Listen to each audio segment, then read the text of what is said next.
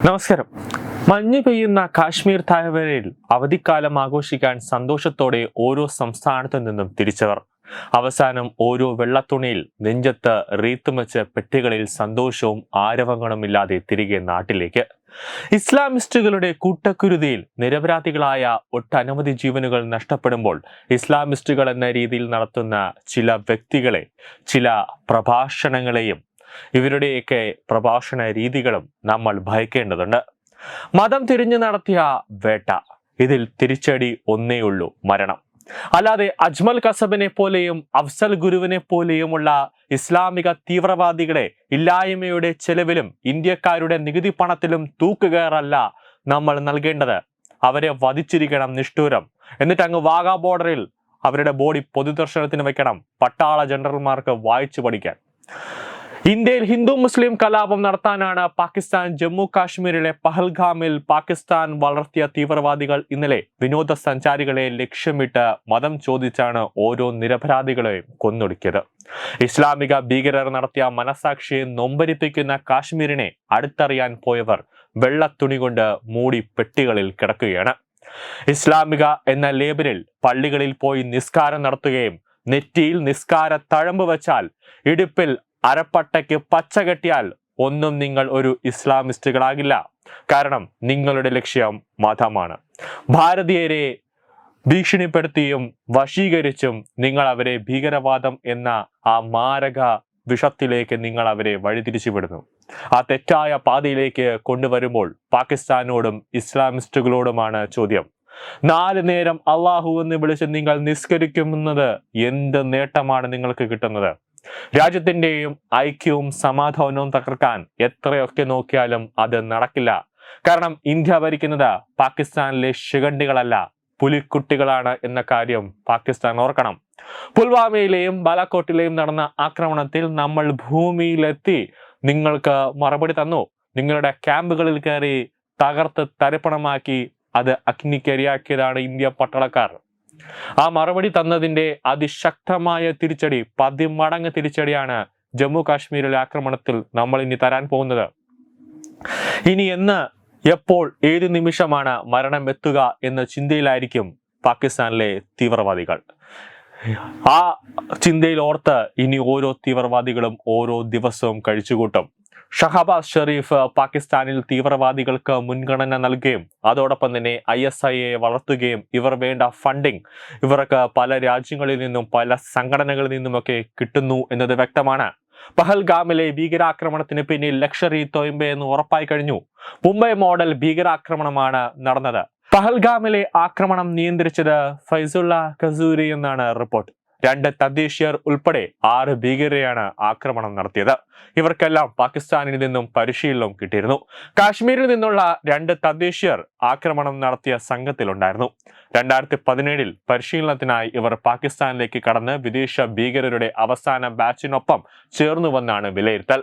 ഈ ഭീകരരെ പാകിസ്ഥാനിൽ നിന്ന് കസൂരി നിയന്ത്രിച്ചു. ആക്രമണ പദ്ധതിയും വിശദാംശങ്ങളുമെല്ലാം നൽകി. ഭീകരർക്ക് ബൈക്കുകൾ കിട്ടിയത് എവിടെയെന്നും അന്വേഷിക്കുന്നുണ്ട്. NIA സംഘം പഹൽഗാമിലേക്ക് പോയിട്ടുമുണ്ട്. ഒരു പ്രാദേശിക ഭീകരനെ തിരിച്ചറിഞ്ഞതായാണ് റിപ്പോർട്ട്. NIAയുടെ ഉന്നത ഉദ്യോഗസ്ഥർ പഹൽഗാമിലെത്തി ഓരോ നീക്കങ്ങൾ നടത്തുന്നു. അമിത്ഷാ പഹൽഗാമിലെത്തുന്നു, സ്ഥിതിഗതികൾ വിലയിരുത്തുന്നു.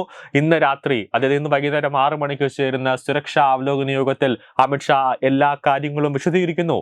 അതിനുശേഷം തുടർന്ന് നാളെയോ മറ്റന്നാളോ പ്രധാനമന്ത്രി നരേന്ദ്രമോദി, ചിലപ്പോൾ അജിത് ഡോവൽ ഉൾപ്പെടെ പഹൽഗാമിലേക്ക് എത്താനുള്ള സാധ്യത കൂടുതലാണ്. ബിജ്ബഹേറ സ്വദേശി അദിൽ തോക്കറാണ് തീവ്രവാദ സംഘത്തിലുള്ളതായി വിവരമുള്ളത്. ആക്രമണത്തിന്റെ ഉത്തരവാദിത്തം TRF ഏറ്റെടുത്തിട്ടുണ്ട്. പാകിസ്ഥാൻ ആസ്ഥാനമായുള്ള ഭീകര സംഘടനയായ ലഷ്കർ-ഇ തോയ്ബയുടെ മറ്റൊരു സംഘമാണ് ദി റെസിഡന്റ് ഫ്രണ്ട്. ജമ്മു കാശ്മീരിലെ ലഷ്കറിന്റെയും TRFന്റെയും ഭീകര പ്രവർത്തനങ്ങൾക്ക് പിന്നിലെ തലച്ചോറാണ് തീവ്രവാദി ഫൈസുള്ള ഖാലിദ് എന്ന കസൂരി. ലഷ്കർ-ഇ തോയ്ബ ഡെപ്യൂട്ടി ചീഫ് ഫൈസുള്ള ഖാലിദിനെ സൈഫുള്ള കസൂരി എന്നും വിളിക്കുന്നുണ്ട്. ഇന്ത്യയുടെ ഏറ്റവും വലിയ ശത്രുവായ ഹാഫിസ് സെയ്ദിന്റെ വളരെ അടുത്തയാളാണ്. കസൂരി എപ്പോഴും ആഡംബര കാറുകളിലാണ് സഞ്ചരിക്കുന്നത്. പാകിസ്ഥാൻ സൈന്യത്തിലെ സൈനികരെ പ്രചോദിപ്പിക്കുന്നതിനായി പ്രവർത്തിക്കുന്നതിനാൽ സൈനിക ഉദ്യോഗസ്ഥർക്ക് പോലും കസൂരി പ്രിയങ്കരനാണ്. പാകിസ്ഥാനിൽ വലിയ സ്വാധീനം ഇയാൾക്കുണ്ട്. പഹൽഗാം ഭീകരാക്രമണത്തിന് 2 മാസം മുമ്പ് ഫൈസുള്ള ഖാലിദ് പാകിസ്ഥാനിലെ പഞ്ചാബിലെ കങ്കൻപൂരിൽ എത്തിയിരുന്നു. അവിടെ പാകിസ്ഥാൻ സൈന്യത്തെ അഭിസംബോധന ചെയ്ത് ഇന്ത്യക്കെതിരെ ആഹ്വാനം നടത്തി. ആദ്യമേ തന്നെ മുൻകൂർ ജാമ്യം പാകിസ്ഥാൻ എടുത്തുവെങ്കിലും റോയും IBM മിലിറ്ററി ഇന്റലിജൻസും അടക്കം വ്യക്തമായ തെളിവുകൾ നിരത്തിയിരിക്കുകയാണ്. ഇന്നിപ്പോൾ ഇന്ത്യ ശക്തമായ ഒരു നിലപാടിലേക്ക് കടക്കുന്നു. പാകിസ്ഥാനിലെ ഹൈക്കമ്മീഷണറെ വിളിച്ചു വരുത്തി പ്രതിഷേധം അറിയിക്കുന്നു. പാകിസ്ഥാനിലുള്ള ഇന്ത്യയുടെ ഹൈക്കമ്മീഷണർ ആസ്ഥാനം പൂട്ടുന്നു. ഇന്ത്യയും സിന്ധു ജലകരാറുമായി ബന്ധപ്പെട്ട ഒരു പദ്ധതി ഇവർക്കുണ്ടായിരുന്നു, അതും നിർത്തലാക്കാൻ വേണ്ടി പോവുകയാണ്. ഇനി ഫൈസുള്ള കസൂരിയുടെ തലയെടുക്കാൻ അജ്ഞാതർ ഇനി ഇറങ്ങും. ഇനി കാത്തിരിക്കുകയാണ് ഫൈസൽ അസൂരിക്ക്. 6 അടി മണ്ണിൽ പാകിസ്ഥാൻ അന്നമൂട്ടി വളർത്തുന്ന തീവ്രവാദികളുടെ നെഞ്ചും കൂടി ചവിട്ടിപ്പൊളിക്കാൻ, ആ നെഞ്ചും കൂടി ചവിട്ടിപ്പൊളിച്ച് സംഹാര താണ്ഡവമാടാൻ ഇനി സുരക്ഷാ സേന ഒരു അവലോകന യോഗം കഴിഞ്ഞ ഉടനെ ഒരു ഉത്തരവ് അജിത് ഡോവലും മോദിയും അമിത്ഷായും കൂടെ ഇടും എന്നത് യാഥാർത്ഥ്യമാണ്. വെറും 12 ദിവസം, അതിനുള്ളിൽ നിങ്ങൾക്കുള്ള തിരിച്ചടി ഇന്ത്യ നടത്തിയിരിക്കുക തന്നെ ചെയ്യും. News desk Tatvamayi news. Partner Edubix online executive education, focus physiotherapy centre Pattom, Unnat engineering Gujarat, തീർത്ഥയാത്ര.com, iron build Gujarat, PRS hospital Killipalam Thiruvananthapuram. 5 തലമുറകളായി നിങ്ങൾക്കൊപ്പം. തുമ്പമൺ ശ്രീ വടക്കുംനാഥൻ ക്ഷേത്രം, അമ്പലക്കടവ്, പത്തനംതിട്ട. ശ്രീമദ് സ്കന്ദപുരാണ മഹാസത്രം 2025 മെയ് 11 മുതൽ 18 വരെ. ബ്രഹ്മശ്രീ മുംബൈ ചന്ദ്രശേഖര ശർമ്മയുടെ മുഖ്യ കാർമ്മികത്വത്തിൽ മഹാഗണപതി ഹോമം, സ്കന്ദപുരാണ പാരായണം, മഹത് പ്രഭാഷണങ്ങൾ, പൂജഹോമാദികൾ, കലാസാംസ്കാരിക പരിപാടികൾ. സത്രയജ്ഞ കർമ്മങ്ങളിലേക്ക് എല്ലാ ഭക്തജനങ്ങളുടെയും സാന്നിധ്യവും സഹകരണവും സാദരം അഭ്യർത്ഥിക്കുന്നു.